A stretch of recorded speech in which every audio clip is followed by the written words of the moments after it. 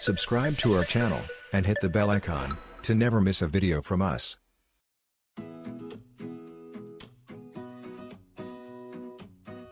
Hi everyone. Today we have with us Mr. Sahil Puri, a seasoned engineering leader with over 10 years of experience. He has worked in senior capacities at Samsung, Adobe, Google, and presently working as engineering manager at Zupi. Sahil is a multifaceted person, also engaged as a blogger, open source contributor, and conducts conferences. He talks about automation QA, quality culture, user experience, and engineering productivity. We seek your guidance to learn more about the subject, sir, and we welcome you to the expert interview series. Thank you so much for having me. What does a day in life look like for an engineering manager? Okay, uh, as per today's industry demands, engineering manager is a well mix of technical management, where you are charting the technical course for your team, and people's management, which directs to the leadership and the empathy factor, right? So, although it is very difficult to summarize this role in a template, but I'll still try how uh, a normal day of an engineering manager role looks like. Mostly, it starts with a focus time of 15 to 20 minutes to clear all the pending mails and slacks and jotting down your priorities for the day. That is very important.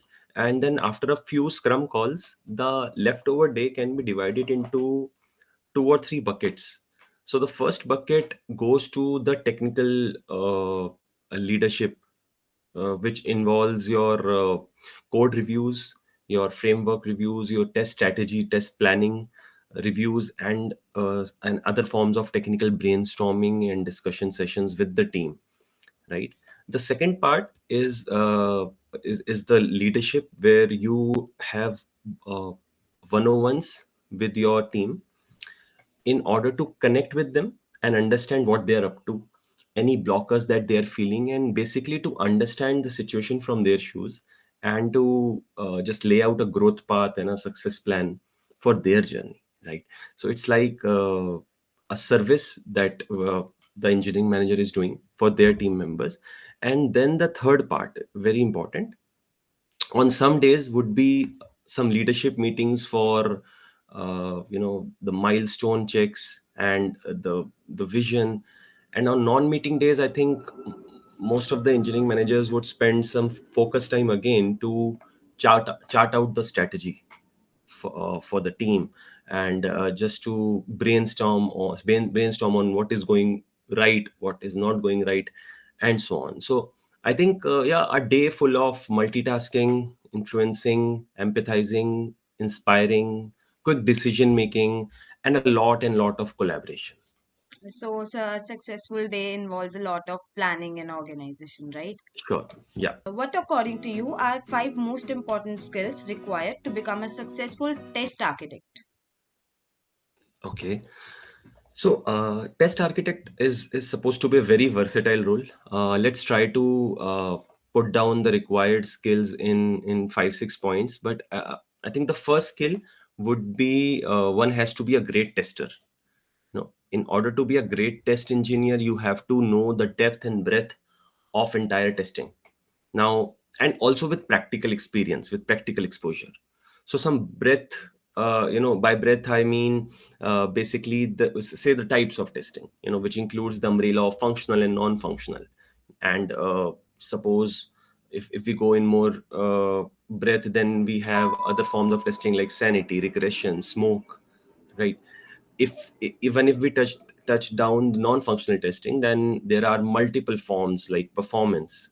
In performance, we have stress, load, and then security, compatibility, accessibility, usability, and so on, and the list goes on. So testing is like an ocean, that everyone is trying to uh, search some hidden parts. And in order to be a successful test architect, the number one, you have to at least cover the breadth, if not the depth.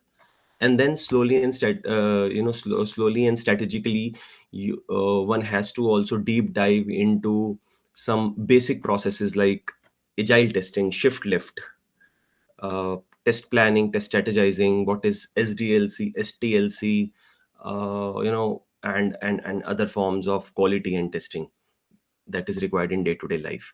Then the next skill is basically ability to understand the system under test.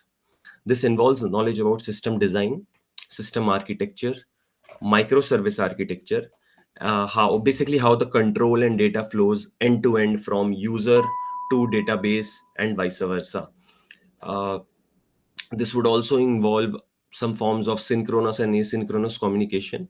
And very important point in the second skill is ability to read and write code it in at least one programming language. So what this gives the freedom is the freedom to automate some of the redundant test cases and test processes to save our own time, right? The second advantage of knowing how to read code is to do static reviews of developers code, to do peer reviews of developers code and find some static testing bugs, right? So it is very very helpful and required. The third requirement is knowing how to design end to end test and automation strategies with the roadmap vision, not only for yourself or for the team but for the entire organization. So a test architect has to rise above the testing phase or the testing team. He or she has to include the entire organization with the vision of quality. This includes quality guidelines across the organization, processes, automation framework, tooling, CI/CD pipelines, coverage metrics, release engineering, test and automation, environment management techniques, and so on and so forth. So basically what I mean is to take entire organization into picture when thinking about quality. That's the main role of test architect. The fourth requirement I would say is to know the user base very closely. So it means the person has to know the user directly or indirectly through various ways like analytics, where you can sit with data team and product team to understand how the user journey looks like. How does my user behave? What is the geographical location of my user, to understand what the background of the user and what kind of mindset he or she is having when trying your application or trying your any form of product that you're providing them. And ultimately these metrics, this knowledge helps in your decision making on day to day basis. And I think the last but not the least skill is collaboration. So one has to be a confident and a collaborative personality. It is a very professionally extrovert role. So you have to build strong relationships, professional relations with all other teams, including your other engineering managers, peers, your team, and even the leadership. So you have to understand the process, entire SDLC process, so you can smoothly help them build quality into their work and what they are doing. So a good strong relationship forming is very very important for this role. So yeah, I think this can be summarized as a test architect requirement. What are some of the common mistakes freshers make while starting a career in this field? Sure. So I want to press on the fact that major marketing for any role, any product at the college level comes from word of mouth. uh, and what your seniors or super seniors or your peers have to say about it, right? And so one mistake that I have seen freshers making is due to some preconceived notion about the role of testing that might or might not be there in the past but surely not in the present. They take an impulsive decision of not entering the testing field, right?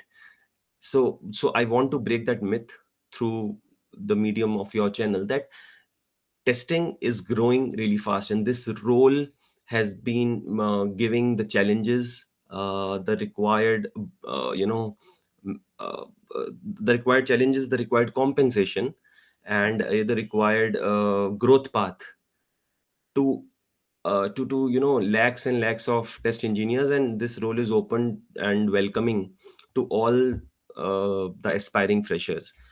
The second mistake I think that freshers make, even if they enter the testing industry, they make a choice of choosing a job which offers 100% automation, or even sometimes 0% automation. Hey, I don't want to learn coding, so let's go with 0% automation. Hey, I only want to do coding, let's go with 100%. No, that is the biggest mistake. Because if you choose the two ends of this extreme, you're going to lose on some very, very critical skills. If you go with 100% automation, you will not understand how testing is done, how the practical exposure to exploratory and other forms of testing, the launching a feature, production incidents, knowing the user. You will be, you will only be doing automation or coding, then you're not going to grow. Either ways, if you're only doing testing and not exposed to automation, then you're going to hit a roadblock.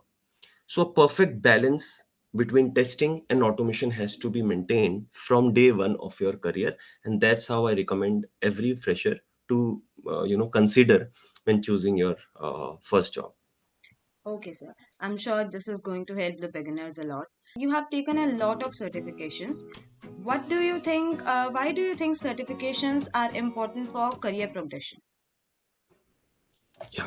So I would say it all depends on one's objective and motivation. For example, if you are running a marathon, you might not be running for the certificate that you get, or at the end of it, you might be running for a cause or your own fitness, right? And that's the same reason I apply for all the certifications that I have done or will do in the future. I consider them as a source of knowledge. So if I'm learning something new and something important that would add to my practical knowledge and skill set and help me grow in my personal and professional journey, I believe I will definitely go for that certification or the course. So the motivation for me is to keep improving and keep learning. Getting those certificates is like the cherry on the cake. But what's more important to me is that cake and the learning. So, sir, the ultimate goal is to get a steep learning curve, right? Yes, to keep learning. Okay, sir. How do you keep yourself updated with the current trends? Okay. I think one is a very important hobby that I am trying to pick up from the last year is to read a lot. So I go through a lot of technical blogs. Uh, uh, we must be thankful to many technical companies who have made out their technical blogs open in the public to read. I think we should make maximum use of that knowledge of how some companies are breaking the scale, breaking the norms, and how they're doing testing and so on. And as well as with while keeping up with the latest trends, is very important to stick to your fundamentals and to keep revising your fundamentals. So I prefer to read a lot of books, a lot of technical as well as a lot of non-technical books. Apart from that, I watch a lot of content through YouTube. I subscribe to some great courses on platforms like vskills, Udemy, etc. And the last thing very important is I try to network a lot, and network a lot with people across the industry to learn from their experience. So I think with the latest trends, I just want to share one thing, is that we should not be afraid or intimidated by any new innovations or any new technology that is coming in, like AI, ML, even Chat GPT, because thinking that they They might might replace replace us, or they might replace the testing job or any other job. I think AI, ML, or these technologies will not replace our job, but someone who knows these technologies will surely do. So if we have to keep learning and complementing our own work using these innovations. So don't get intimidated by them, just try to learn them and see how they can improve your productivity, your efficiency, and your work. Definitely, sir. I second your opinion on this point. What is the one quotation you live by your life?